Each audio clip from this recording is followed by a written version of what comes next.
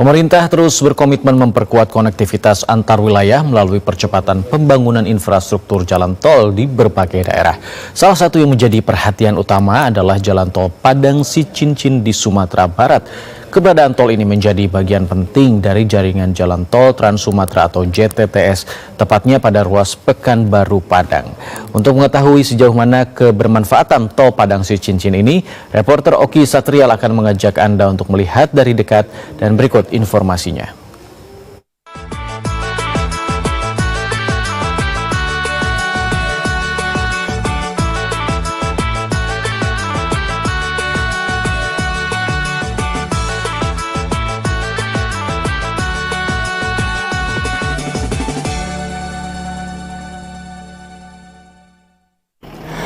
Keinginan Sumatera Barat untuk memiliki jalan tol akhirnya terwujud.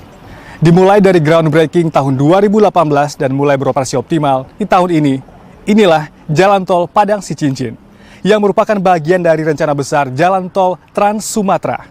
Bersama saya, Oki Satrial, mari kita lihat lebih dekat Jalan Tol Padang Sicincin.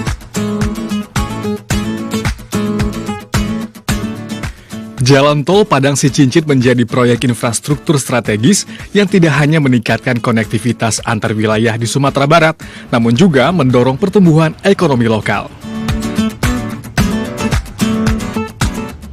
Jalan tol yang membentang sejauh 36,6 km ini merupakan jalan tol pertama di Provinsi Sumatera Barat yang melintasi 5 kecamatan dan 15 nagari di Kabupaten Padang Pariaman.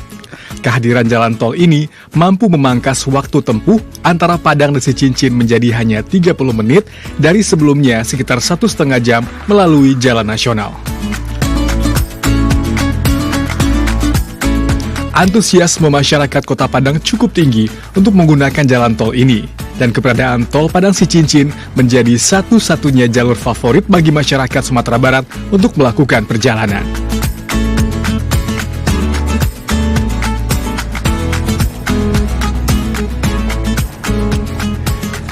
Selamat siang, Pak. Selamat siang. Dengan Bapak siapa? Indra Jaya. Pak Indra. Lagi ngapain nih, Pak? Lagi cek ban mobil ini. Oh, ini harus dicek-cek terus agar memastikan ya. Betul. Bapak lagi habis ngelewatin jalan tol Padang Sicincin.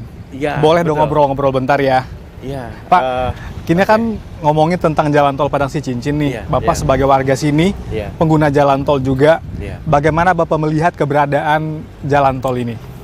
Ya, alhamdulillah ya. Dengan adanya tol ini bisa mempersingkat waktu perjalanan.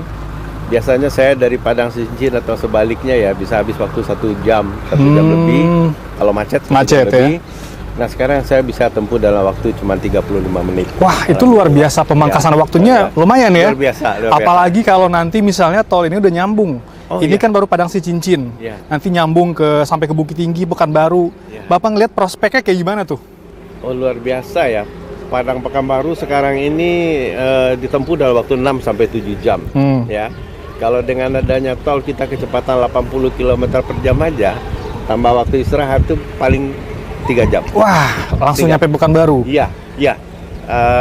Apalagi di jalan nasional ini kan ada beberapa titik kemacetan ya. Itu biasanya memperlama tuh ya. Itu memperlama. Ya. Oke. Dalam pandangan Bapak nih, mungkin sebagai warga, sebagai tokoh masyarakat, orang yang juga menikmati fasilitas ini, bagaimana melihatnya nih? Tol Padang Sicincin yang panjangnya 36 km itu belum mampu untuk meningkatkan ekonomi Sumatera Barat oleh karena belum tembus sampai ke perbatasan Riau. Harapan rakyat Sumatera Barat bersama pemerintah, bagaimana yang sisanya ini bisa diselesaikan. Dari sisa ini, dari 36 ini belum termasuk daerah macet. Yang macet itu adalah sambungan dari 36 kilo sampai ke perbatasan Riau itu. Kami juga sudah berjanji untuk meneruskan tol ini karena ini merupakan harapan besar dari rakyat Sumatera Barat dan para perantau. Tidak hanya untuk hari Lebaran, tetapi juga menyambungkan antara dua provinsi, Sumatera Barat dan Riau. Kasih Pembangunan Jalan dan Jembatan BPJN Sumatera Barat, Wendra mengemukakan, meskipun jalan tol di Sumatera Barat baru sampai Sicincin, namun keberadaannya sedikit banyak berpengaruh di jalan nasional. Masyarakat sudah dapat menghindari kemacetan di Pasar Lubuk Alung dan Pasar Sicincin. Titik kemacetan berikutnya akan ditemui masyarakat setelah pintu keluar tol Cicincin di beberapa titik-titik kemacetan hingga kota Bukit Tinggi, seperti di tempat wisata Lembah Anai, Silayangkaryang, Pasar Koto Baru, dan Simpang Padang Luar. Dengan kondisi sekarang yang memang jalan tol ini baru sampai Cicincin, ini sedikit banyak berpengaruh kepada traffic di jalan nasional. Seperti itu. Kemudian, jika seandainya nanti ruas ini sudah tersambung ke Bukit Tinggi, dari Padang ke Bukit Tinggi sudah tersambung dengan tol, kami yakin akan sangat signifikan pengaruhnya terhadap jalan nasional. Seperti itu. Jadi titik-titik macet itu sebenarnya banyak dari Cicincin, Padang Panjang, Padang Luar, Kota Baru, sampai ke Bukit Tinggi. Nah, itu sebenarnya titik-titik macet yang krusial. Pengamat transportasi Universitas Andalas, Yusafra, melihat pembangunan infrastruktur jalan suatu daerah merupakan upaya untuk memperluas aksesibilitas dan meningkatkan mobilitas suatu daerah. Begitu pula dengan keberadaan jalan tol Padang Pekanbaru nantinya, menurutnya akan meningkatkan laju perekonomian Sumbar karena adanya kemudahan akses untuk pengiriman sentra produksi dari Padang ke Pekanbaru maupun sebaliknya. Saat ini, jalan tol yang ada hanya segmen-segmen base yang panjang yang terputus. Jadi kalau segmen dari Cicincin selesai ke Bukit Tinggi, Payakumbuh, ia meyakini volume lalu lintas di tol akan sangat meningkat. Oh jelas sangat terdampak gitu ya, sangat berdampak baik gitu ya, dampak positif. Karena apa? Bagaimanapun juga yang saya katakan tadi bahwa ini merupakan satu konteks kalau kita bicara itu harus kita harus melihat jalan tolnya secara jaringan. Kalau sekarang ini kan masih segmen-segmen yang yang panjang yang terputus gitu. Contoh sebenarnya kita bisa melihat pengalaman yang ada di Riau waktu Pekanbaru Duri ya, Pekanbaru Dumai itu masih sepi gitu ya. Tapi ketika selesai Pekanbaru ke arah selatan gitu ya, ke arah Bangkinang, itu volume lalu lintas yang ada di tol itu meningkatnya sangat signifikan gitu loh. Nah, jadi kalau misalnya segmen dari Cicincin selesai ke Bukit Tinggi Payakumbuh, itu saja dulu, misalnya sampai ke Payakumbuh lah, atau dari Cicincin ke Payakumbuh, saya yakin itu akan sangat volume lalu lintas di tol itu akan meningkat sangat signifikan. Kemudian ya pengguna akan semakin banyak ya, dan dampaknya tentu bagi orang Riau untuk berwisata ke Sumatera Barat akan terasa sekali. Kepala Regional Sumatera Bagian Tengah Divisi Operasi dan Pemeliharaan Jalan Tol PT Hutama Karya Persero, Bromo Woluko Utomo mengatakan antusiasme masyarakat mencerminkan betapa dinantinya kehadiran tol Padang Cicincin dalam mendukung mobilitas di ranah Minang. Untuk memastikan kenyamanan dan keselamatan pengguna, tol ini dilengkapi infrastruktur modern dengan 2 gerbang tol, yakni Gerbang Tol Padang dan Gerbang Tol Kapalohi Lalang.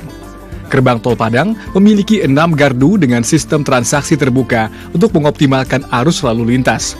Hutama Karya juga telah menyiapkan 130 personil dan 13 unit armada operasional yang terdiri dari kendaraan patroli, ambulans, rescue, derek, serta kendaraan patroli jalan raya atau PJR. Bromo mengimbau seluruh pengguna jalan tol selalu mematuhi ketentuan berkendara yang berlaku. Pengemudi diharapkan menjaga kecepatan 80 km per jam serta tidak menggunakan bahu jalan kecuali dalam keadaan darurat. Tentunya Hutama Karya tidak pernah berhenti ya untuk melakukan inovasi untuk solusi utamanya dalam pelayanan jalan tol. Kami selalu mengembangkan teknologi terkini, baik secara digitalize maupun secara kenyamanan berkendara maupun kami selalu mengatur tim kami untuk selalu bisa melayani masyarakat dengan sepenuh hati. Dengan keberadaan jalan tol ini, pemerintah berharap Sumatera Barat tak hanya lebih terhubung, namun juga lebih sejahtera dan kompetitif dalam peta pembangunan nasional. Keberadaan jalan tol Padang Cicincin yang merupakan bagian dari tol Trans Sumatera diharapkan dapat bermanfaat bagi masyarakat luas di Sumatera Barat. Tidak hanya dapat menghindarkan masyarakat dari titik-titik kemacetan, namun juga dapat memperpendek waktu perjalanan. Dan diharapkan dukungan dari seluruh elemen masyarakat Sumatera Barat untuk keberlangsungan pembangunan jalan tol Trans Sumatera ini. Dari Sumatera Barat, Oki Satrial dan tim liputan TVRI melaporkan.